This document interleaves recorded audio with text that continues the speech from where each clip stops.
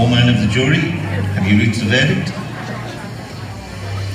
We have, Your Honor. And how do you find the defendant? We find him guilty, Your Honor. You strike me as a particularly icy and remorseless man, Mr. Dufresne. It chills my blood just to look at you. By the power vested in me by the state of Maine, I hereby order you to serve 2 life sentences, back to back, one for each of your victims. So be it.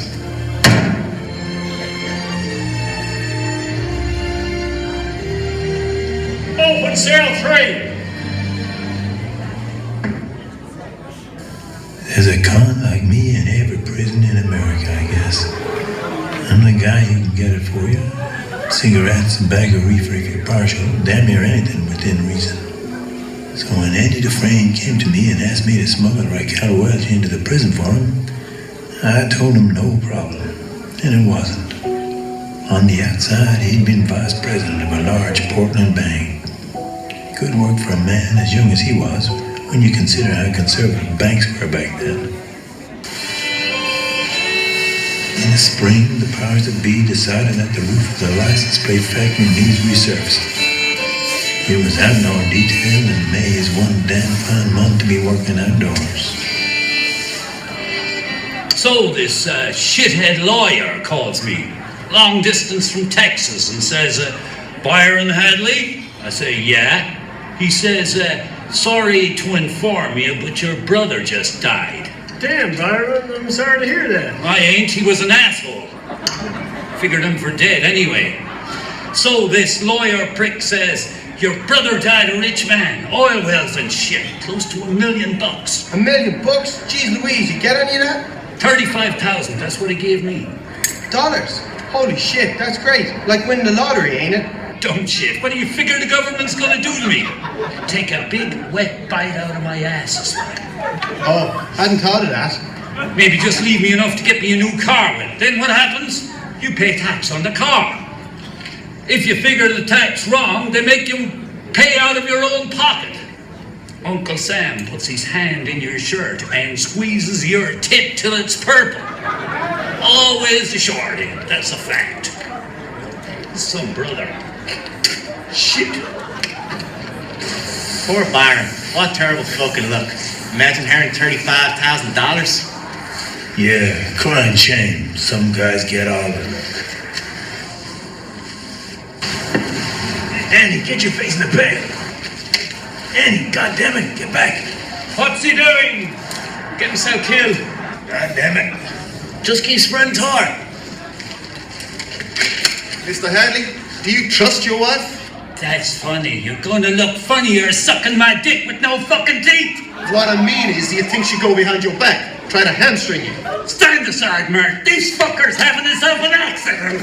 Oh God, he's gonna do it. He's gonna throw him off the roof. Oh shit! Oh fuck! Oh Jesus! Because if you do trust her, there's no reason in the world you can't keep every cent of that money. You better start making sense. See, the IRS allows a one-time only gift to your spouse. It's good up to $60,000. Nah, that ain't right. Tax-free. Tax-free. The IRS can't touch a cent.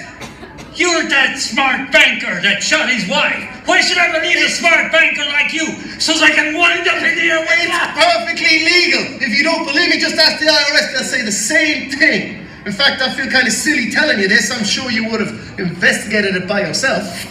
Fucking hey, I don't need no smart wife-killing banker to show me where the bear shit in the buckwheat. No, but you will need someone to set up the tax-free gift. And that'll cost you. A lawyer, for example.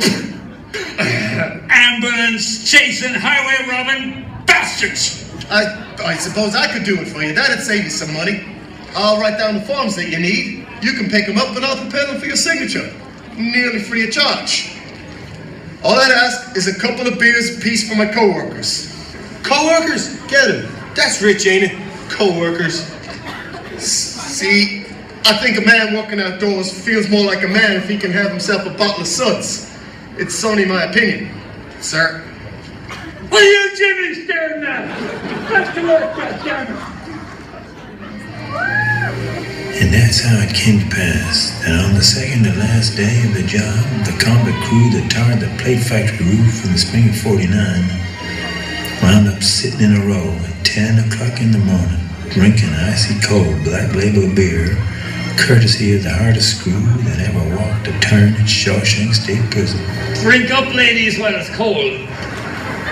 The colossal prick even managed to sound magnanimous. We sat and drank with the sun on our shoulders and felt like free men. We could have been tarring the roof of one of our own houses. We were the lords of all creation. As for Andy, he spent that break hunkered in the shade, a strange little smile on his face watching us drink his beer. Here's a cold one, Andy. No thanks, I gave up drinking. You could argue he'd done it to curry favor with the guards, or maybe make a few friends among us cons. Me, I think he did it just to feel normal again, if only for a short while. What do you mean he just wasn't here, eh? Don't say that to me, eh? Don't say that to me again. Well, sir, he wasn't. He isn't. I can see that, eh? Do you think I'm blind? Is that what you're saying? Am I blind, eh? What about you? You blind? Tell me what this is. Last night's count. You see Dufresne's name there? I sure do. See there? Dufresne. He was in his cell at lights out. Stands to reason he'd be still here in the morning. I want him found. Not tomorrow, not after breakfast, now. Well, Well, what? I see you two all the time. You're thick as thieves, you are. You must have said something. Never said nothing. Lord, it's a miracle. Man up and vanished like a fart in the wind. Not in the air, but down rocks in the windowsill. And that cupcake on the wall. Let's ask her. Maybe she knows. Hey, say there, Fuzzy Bridges. Feel like talking? Guess not.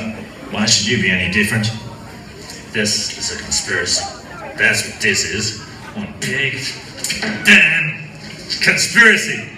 And everyone's in it, including her.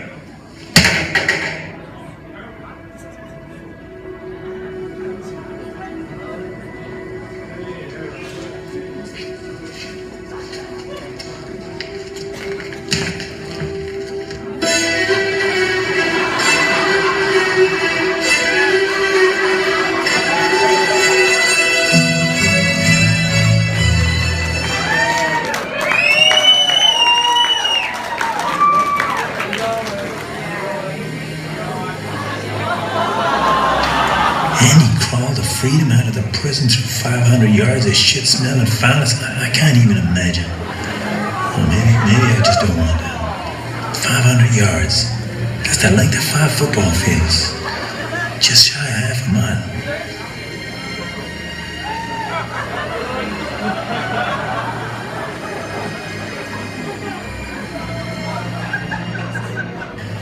I find I'm so excited I can barely sit still or hold a thought in my head. I think it's the excitement only a free man can feel. A free man at the start of a long journey whose conclusion is uncertain.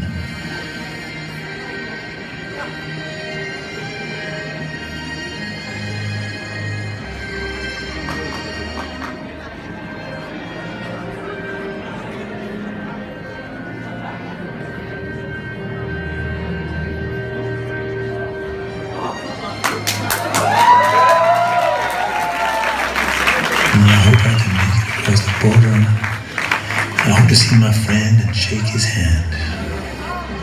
I hope the Pacific is as blue as it has been in my dreams. I hope.